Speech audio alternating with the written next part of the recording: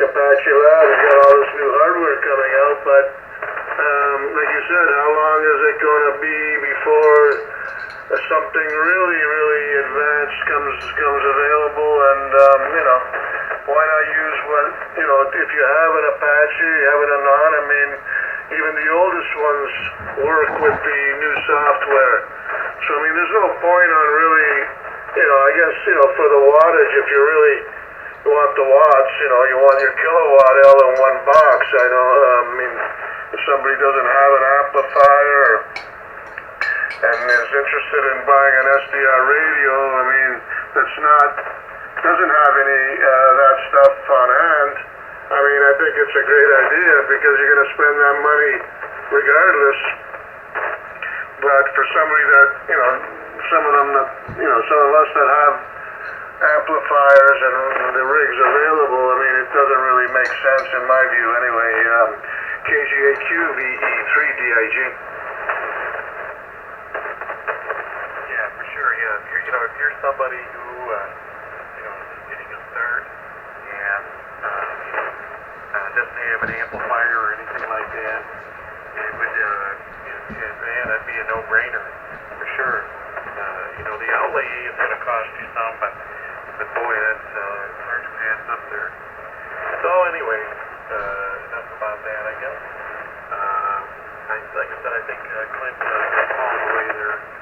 So he's a full-time caregiver, Caesar, and he gets called away frequently. In fact, he kind of, as of late, he was mostly a ragchewer, but as of late, he's been doing a lot of FT8 because, I'm not sure if you're familiar with FT8, Caesar, but it really lends itself to, drive-by conversation.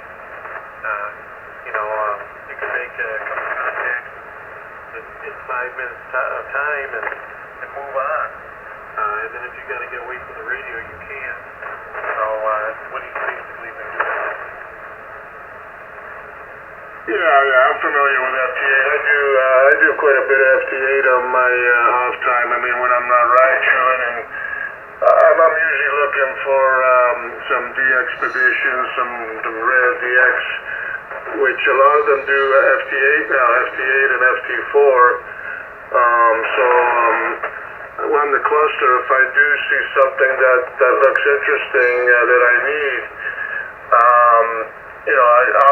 I would work them sideband if they're there, but I also give them a shot on FT8, which is a lot easier to work a station. Even if you're, I only work them barefoot, 60, 70 watts, 80 watts tops. I mean, and I've been very successful that way with FT8.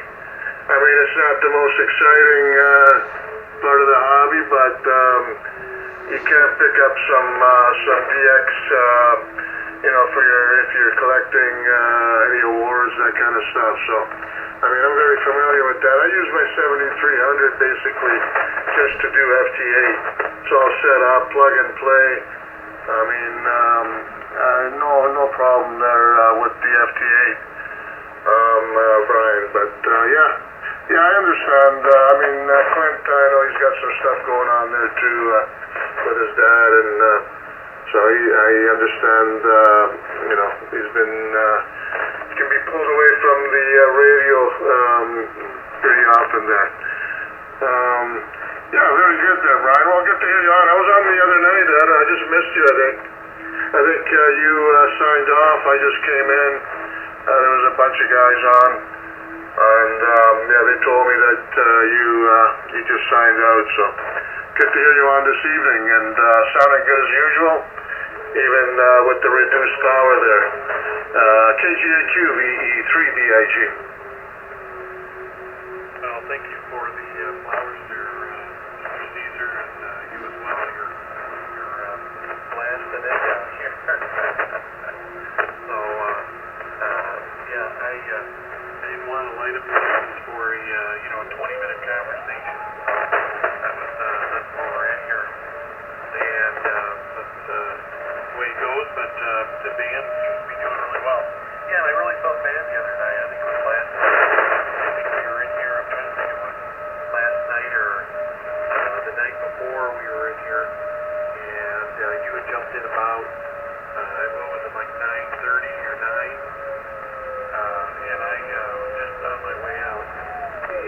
while came in and I wanted to get with her there.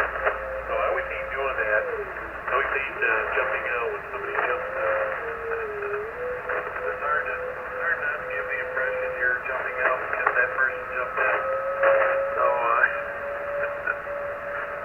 but anyways, yeah, there was quite a group in here. I don't know how long you guys were in there, but there was quite a group there, though. Yeah, the group could get quite large at sometimes, Brian. Especially when the Canadian geese fly in, you know, they come and flock together, so things could get a little bit overpowering there. No, I'm just kidding. Yeah, so it's been pretty busy actually with the hockey. I was watching hockey tonight. I was just watching the Bruins and the Florida Panthers, and because I was interested in that game because the winner of that game, this game that played tonight, is going to play the Toronto Maple Leafs. So the outcome of this game was really what I was looking for. Boston got eliminated out of the first round, so we're going to be playing the Florida Panthers in the next round. So it's something I think myself and a lot of Torontonians would want to see. We don't usually do too well with Boston. Boston's had our number for quite a few years now, but it would have been nice to play Boston and beat them, but they got a very strong team, and Florida actually did the job. They were down 3-1 in the series, and they came back and beat them in Game 7. So it was a exciting series. I was following that series very closely. So we're on our way to the next round with Florida. So our friend Vito is sleeping well at nights. It's maybe one of the reasons he hasn't been on too often. He's been kind of a little nervous, but I think he'll be on, I guess, when he can now until the Leafs start playing in this next round. So just for your information, Brian, KGAQVE3DIG.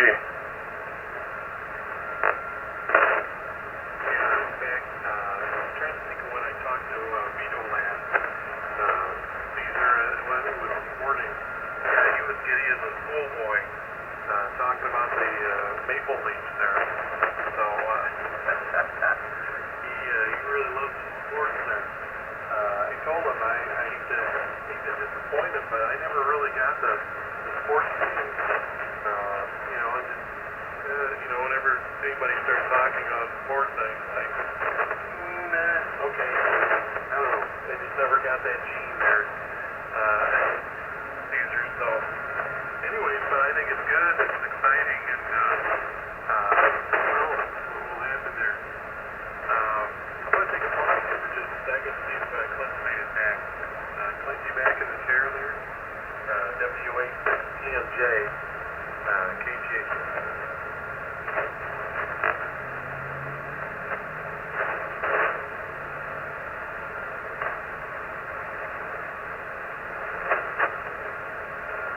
How's your noise level there, Brian? Are you getting any static? Does it get a little louder there? Let's see here.